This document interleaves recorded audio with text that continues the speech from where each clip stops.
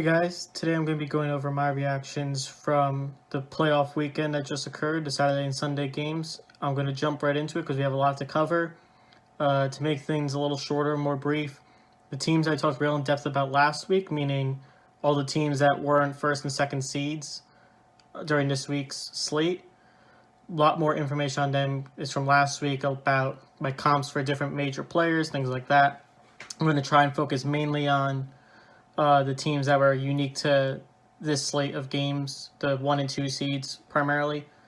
And I'm going to obviously talk a little bit about how everyone else did, but that's where my focus is. So, jumping at the top of the slate, we had the Vikings losing to the 49ers 10-27. The Vikings, for whatever reason, completely abandoned their run game. I have no idea why they did that, because it wasn't like they were deep in a hole at the beginning of the game or something weird like that. They just didn't give Cook, I believe they gave Cook 9 carries or something along those lines. He didn't do anything spectacular with those carries. I believe he was at 2 yards a carry or something really ridiculous like that. But nonetheless, Cook has been one of those guys over those years that he has to get rolling to really make a difference. Kirk Cousins is fine, but he wasn't going to carry the team to victory. He's not that kind of guy. Thielen was very clearly hobbled by the laceration that he had on, I believe it was his ankle early in the week, that he had a big gash. It was obviously affecting him. I think it even might have shown a bit that Diggs was affected. He didn't play as much as people I think were expecting due to whatever illness, flu-like thing he had going on. But overall, I don't feel bad for the Vikings. I still don't believe they deserve to be in this game based on that pass interference call at the end of their game against the Saints. That the pass interference call never happened. Kyle Rudolph in the end zone for the game-winning touchdown. So I have no love lost for them. Of course, you can make all kinds of arguments as to other times the Saints could have won that game. But nevertheless, I'm not going to dwell on the Vikings. If you want more info about them, go to last week's episode. The Niners have shown that they are masters of the running back by committee. Any guy, any given week can step up and make a difference. We've seen Mostert have huge games. We've seen Burrito have huge games. We've seen Coleman now have ginormous games. Jeff Wilson, who is their 5th, maybe 6th running back on the roster, by technicality, had a huge game in the middle of the season. And I believe he had significant roles in multiple games.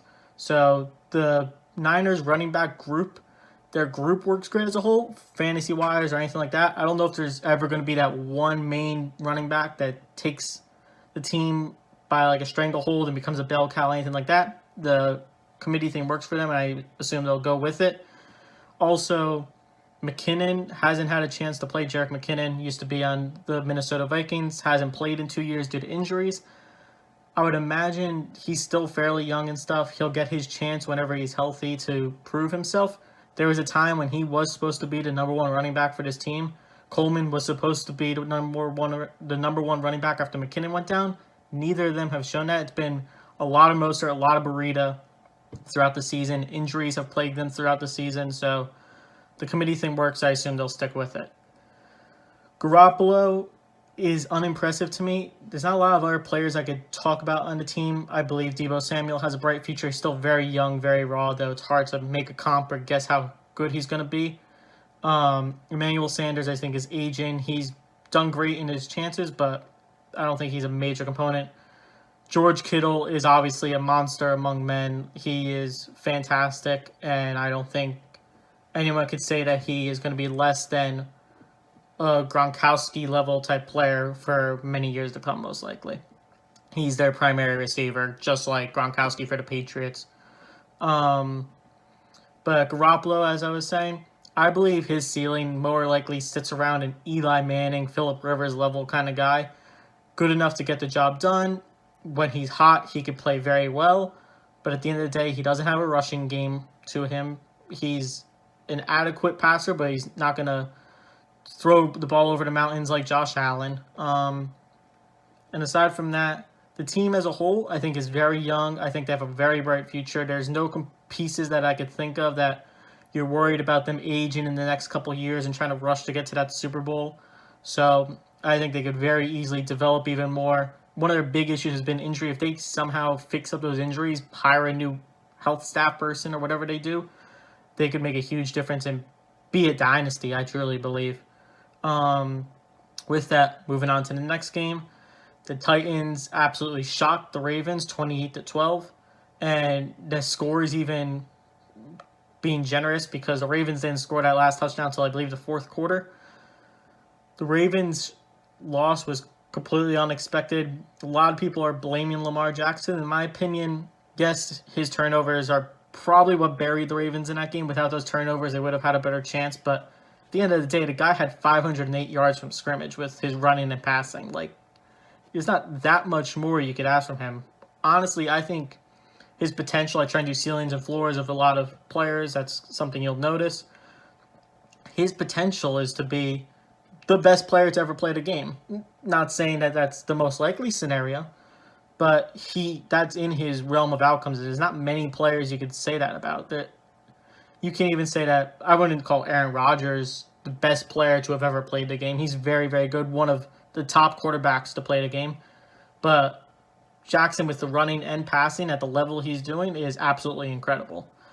I think his floor, which is something that I would care about more, is somewhere around a Cam Newton. And Cam Newton is one of the best quarterbacks that we've seen in the past 5 years or so. You know, he's definitely behind a Breeze and Rodgers and probably Brady of the world, but he's up there as one of the top quarterbacks we've seen in recent era.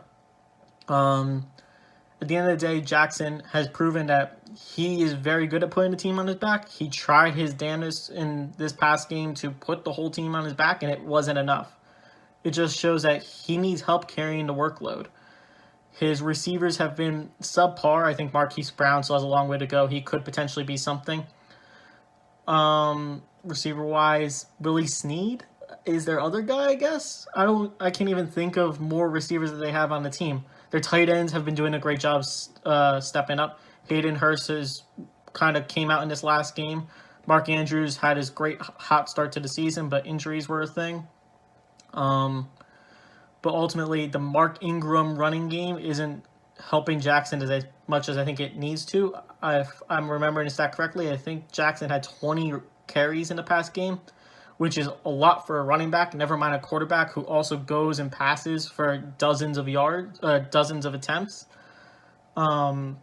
So he'll definitely need to get some help around him, more pieces around him if he wants to have the longevity of most quarterbacks where we see him play beyond 35 years old. At the rate he's going, it'd be astonishing to me if he makes it to 30 because he's playing at the level of a top-tier running back, and we rarely see our running backs make it past the age of 30 unless your name is Frank Gore.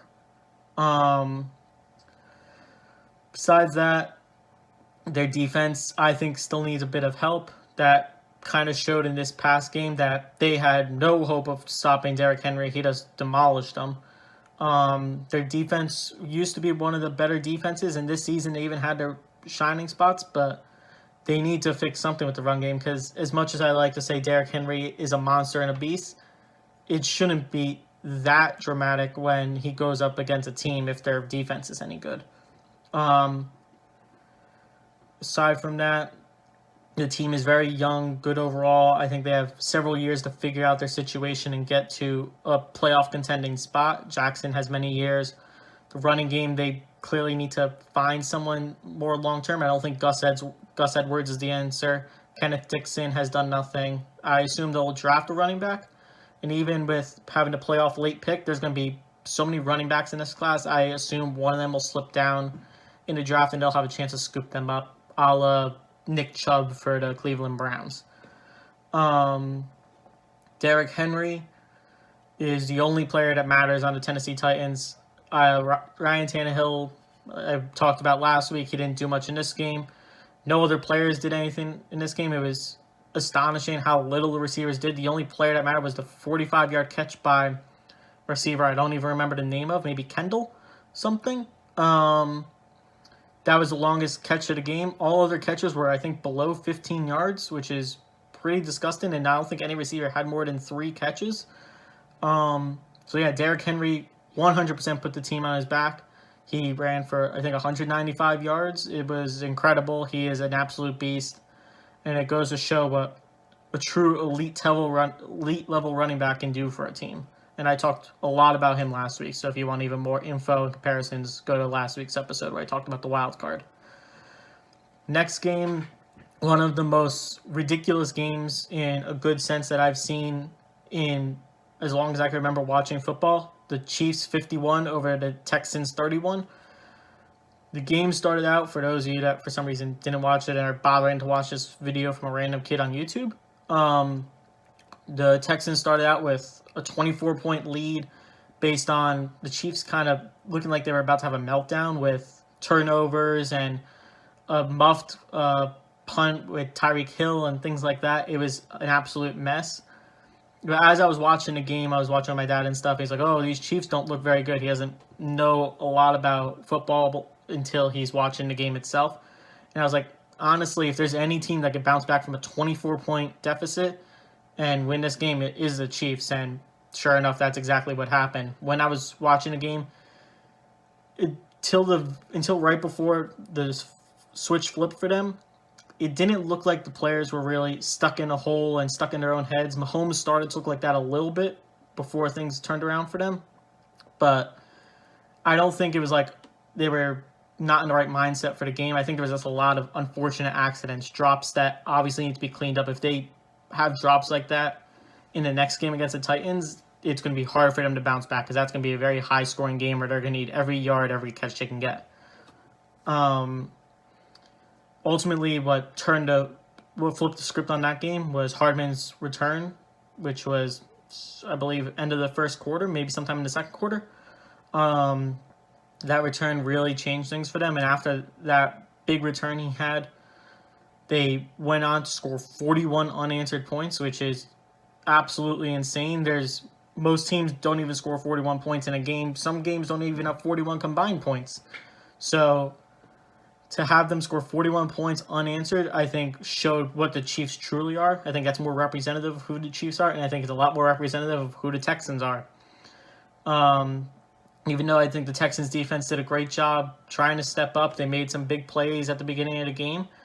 And I think Watson had an incredible game. And if it weren't against a team like the Chiefs, we would be talking about how great Watson is and how he could be a Super Bowl winning quarterback. But he's just not there, or at least the team as a whole isn't there to compete with some of the elite offenses of the league right now, which include teams like the Chiefs and the Baltimore Ravens. I would still consider an elite offense, even though they had a very rough game against the Tennessee Titans. My mouse has decided not to work. That's fine. Besides that, I'll move on to talking about, obviously you have the Texans, besides their lackluster rushing with whoever they have back there right now, I don't think Lamar Miller will be coming back, and even if he does, he's very old at this point. Very old considering how many carries he's had and his injuries and all that. But the team looks good overall. I think Will Fuller being in the lineup with Hopkins really helps things out. Kiki Kuti has shown he has something in him.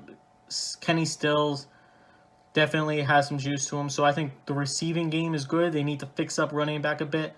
Again, similar to what I was saying about the Ravens, this running back class for the draft has a ton of great players, and you'll find guys in the second, third round that are as good as players we were drafting in the first round last year. So I think there's plenty of room for them to fix things up.